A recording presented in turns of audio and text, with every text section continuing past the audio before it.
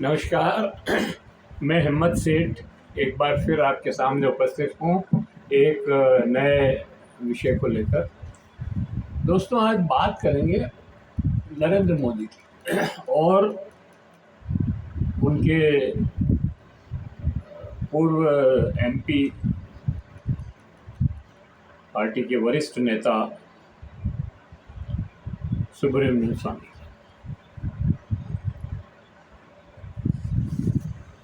दोस्तों, ये एक बहुत ही आश्चर्यजनक बात है कि नरेंद्र मोदी को सुब्रमण्यम स्वामी बहुत ही भोंडे तरीके से, मतलब कहना चाहिए, ऐसे ऐसे शब्द यूज़ करते हैं कि हम बोल भी नहीं सकते।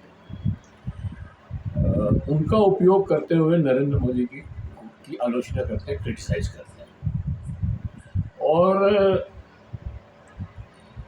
बहुत सारी बातें कहते हैं वो, और एक ही जगह नहीं, अलग अलग प्लेटफॉर्म पे कहते हैं। आजकल जो है सोशल मीडिया पर पूर्व मंत्री सुब्रमण्यम स्वामी के इस तरह के बहुत सारे शॉर्ट्स चल रहे हैं, बहुत सारे इंटरव्यूज़ हैं जिसमें वो नरेंद्र मोदी को बहुत ही भद्दे तरीके से क्रिटिसाइज़ करते हैं और उनके ऊपर कई आरोप लगाते हैं। अब मिथ्या है या नहीं मैं नहीं कह सकता, क्योंकि वो एक बहुत बड़े नेता है और वो बिना इस बात को सोचे समझे तो लगाते नहीं होंगे, ज़रूर वो कुछ सोच के लगाते होंगे। तो ये लेकिन एक दूसरी बात ये है कि नरेंद्र मोदी उनके ऊपर कोई एक्शन नहीं करते, न तो उनको पार्टी से निकालते हैं, न उनके ऊपर कोई केस चलाते हैं, कोई डिफेमेशन का केस चलाते हैं, मतलब कुछ भी कार्रवाई नहीं करते हैं। तो ये कैसे, जबकि नरेंद्र मोदी तो रिवेंज लेने के लिए बहुत फेमस आदमी है। हर छोटी छोटी बात का वो रिवेंज लेते हैं, कहीं ईडी भेज देते हैं, कहीं सीबीआई भेज देते हैं, कहीं इनकम टैक्स की रेड करवा देते हैं, और बहुत सी जगह तो वो उन्होंने अभिव्यक्ति की स्वतंत्रता का कुचलते हुए पत्रकारों को जेल में भेज दिया जिन्होंने उनका विरोध किया, और जमानत नहीं होने देते हैं कई सालों तक। तो ऐसे व्यक्ति, इन पे इतना मेहरबान क्यों है कि ये जो मर्जी बोल रहा है, मुंह से जो निकल गया वो, लेकिन इसके ऊपर कोई कार्रवाई नहीं करते, न इनको जेल भेजते हैं, न इनको पार्टी से निकालते हैं। तो ये क्या चक्कर है? पार्टी के आलोचक भी हैं, पार्टी के सदस्य भी हैं, और नरेंद्र मोदी ने इनको पार्टी में लेकर के और राज्यसभा भेजा था। वो यहाँ तक कहते हैं कि नरेंद्र मोदी को विदेश नीति में कुछ भी नहीं आता है, पता ही नहीं है उनको क्या होता है, विदेश नीति क्या होती है, और वित्त नीति में भी वो कहते हैं कि ये सरकार बहुत ही बुरा दिन कर आ रहे हैं, बहुत ही गलत काम कर रहे हैं, मतलब कोई उनको, और झूठ पे सारा कारोबार चल रहा है। वो कहते हैं कि 6% 7% जो ये जीडीपी बताते हैं ये है नहीं, 2% से ज़्यादा जीडीपी नहीं है। और ये भी कहते हैं वो कि जो ये एक बहुत ही बड़ा ब्लंडर किया था इन्होंने, नोटबंदी लागू की। नोटबंदी किसी भी तरह से मतलब उचित नहीं था उनके कहने से, मतलब सुब्रमण्यम स्वामी ये कह रहे हैं, मैं नहीं कह रहा। जब उनको ये पूछा गया कि भाई आप, मतलब ये, उन्होंने कहा ये बहुत ही गलत फैसला था नोटबंदी का, और जीएसटी भी उन्होंने कहा कि बहुत गलत तरीके से लगाया, इसकी वजह से जो है एक तो सारे प्रदेशों की स्वायत्तता ख़त्म हो गई, और दूसरा ये है कि वो डिफंग हो गए, काम नहीं कर पा रहे हैं अब, क्योंकि उनके पास पैसे ही नहीं है, और सेंटर जो है पैसा नहीं देता उनको। तो ये मतलब बहुत ही आश्चर्यजनक तरीके से उन्होंने ये सब बातें कही, और उन्होंने तो यहाँ तक आरोप लगाया कि हिरेन पंड्या के मामले में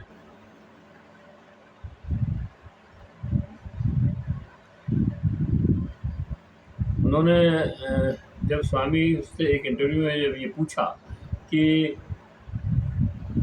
सबसे अच्छा प्रधानमंत्री कौन है, तो उन्होंने नरेंद्र मोदी का नाम नहीं लिया, उन्होंने नरसिम्हा राव का नाम लिया, नरसिम्हा राव।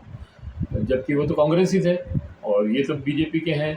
और इन्होंने अटल बिहारी वाजपेयी का भी नाम नहीं लिया, जबकि बहुत सारे लोग अटल बिहारी वाजपेयी को बहुत अच्छा प्रधानमंत्री और बहुत अच्छा नेता मानते हैं, लेकिन इन्होंने उसका नाम नहीं लिया। इन्होंने कहा कि नरसिंह राव जो है सबसे अच्छे प्रधानमंत्री थे, उन्होंने हिम्मत की और हमारे देश के व्यापार को, बाजार को खोला। हालांकि उसके क्या कॉन्सिक्वेंसेस हुए वो एक अलग बात है, और ये भी मतलब ये मानने को तैयार नहीं होंगे सुब्रमण्यम स्वामी भी कि उससे नुकसान हुआ या फायदा हुआ, लेकिन वो ये कहते हैं कि भाई उसने जो है वो सबसे अच्छा प्रधानमंत्री था और उसकी समझ अच्छी थी इसके मामले में,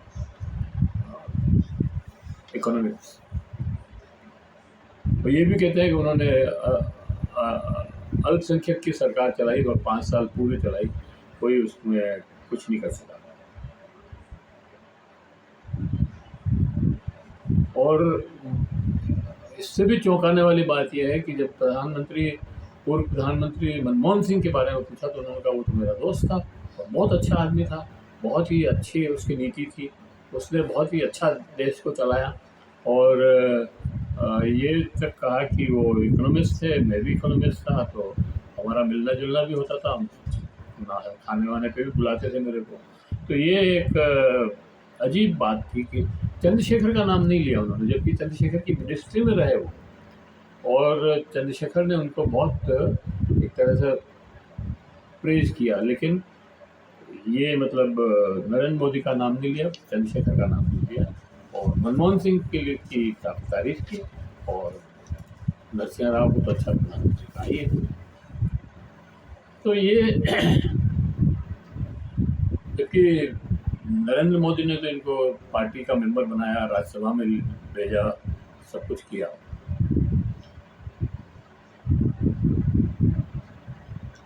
एक तो मुझे ये लगता है कि स्वामी इसलिए भी परेशान थे कि मतलब नरेंद्र मोदी की आलोचना करते हैं क्योंकि उनको मंत्री नहीं बनाया, और वो कहते भी हैं, ऐसा नहीं है कि वो नहीं कहते, वो कहते हैं ये धोखेबाज आदमी है।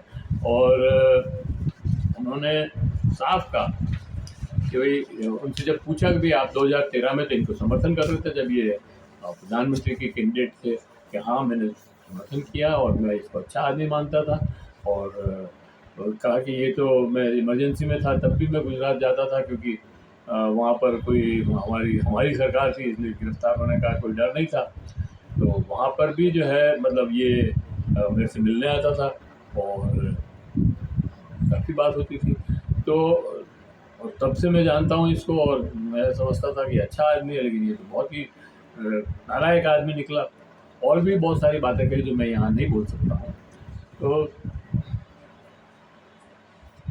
लेकिन एक चौंकाने वाला और आरोप इन्होंने लगाया नरेंद्र मोदी और अमित शाह पे। उन्होंने कहा अमित शाह तो कुछ भी नहीं है, ये इसी का चमचा है खाली, लेकिन वो एक क्रिमिनल माइंड का आदमी है। नरेंद्र शाह एक क्रिमिनल माइंड का आदमी है और उसने कई लोगों को बर्बा दिया। हिरेन पंड्या का नाम लेते हैं खासतौर से, लोया का नाम लेते हैं खासतौर से, और एक लड़की का नाम लेते हैं जिसको चेन से बांध करके और घर में कैद करके रखा, और नरेंद्र मोदी की तरफ। वो पता नहीं क्या कारण थे और क्या वाकया था, इसमें मेरे को नहीं पता, लेकिन वो ये आरोप लगाते हैं, मतलब नरेंद्र मोदी पे सुब्रमण्यम स्वामी आरोप लगा रहे हैं। और हिरेन पंड्या और लोया का भी जिक्र संदर्भ में कहते हैं। उधर ये कहते हैं कि भाई मणिपुर में इतना सब कुछ हो गया, प्रधानमंत्री गए नहीं, बोले नहीं, क्यों नहीं बोल रहे हैं मणिपुर के बारे में, कि वो चीन से डरते हैं। और वो ये भी कहते हैं कि भाई चीन के खिलाफ ये कुछ नहीं बोल सकते, और इसलिए नहीं बोल सकते हैं कि ये जब मुख्यमंत्री थे तब 10 बार चीन गए, तो क्यों गए, मतलब सवाल है इनका कि क्यों गए 10 बार चीन, और इसीलिए मतलब कोई न कोई राज है जो चीन के हाल के नेताओं के पास है, इसलिए वो इनके खिलाफ नहीं बोल सकता। उन्होंने गलवान घाटी का भी उदाहरण दिया कि हमारे 20 आदमी वहाँ मर गए, जवान जो है शहीद हो गए, लेकिन ये कुछ नहीं बोले, और बोले तो कि कोई नहीं आया और कोई नहीं गया, और मतलब कोई कब्जा नहीं किया किसी ने। और जबकि 4000 स्क्वायर किलोमीटर ज़मीन जो है अभी नई, मतलब पहले जो नेहरू के टाइम पे 62 में हड़पी थी चीन ने, वो तो था ही अक्षय चीन वगैरह, लेकिन अब भी और हड़प ली। और वो अरुणाचल प्रदेश पे और अपना क्लेम करते हैं चीन वाले, लेकिन ये कोई उसका कोई विरोध नहीं कर रहे हैं, ये चुप चुप है। तो ये मतलब एक बहुत ही आश्चर्यजनक बात है कि इतने सारे आरोप लगाए नरेंद्र सुब्रमण्यम स्वामी ने, लेकिन उन्होंने न तो कोई डिफेमेशन का केस किया, न कोई ईडी भेजी, न कोई सीबीआई भेजी, न कोई अरेस्ट किया, कुछ नहीं।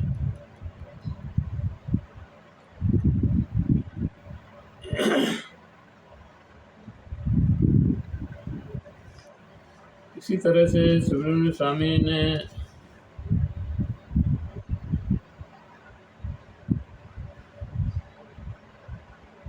और भी कई संगीन आरोप लगाए और कहा कि मेरे को पार्टी से निकाल के तो देखे कोई, इनको मालूम है कि मेरे को पार्टी से निकालेंगे तो मैं इनकी का बैंड बजा दूंगा।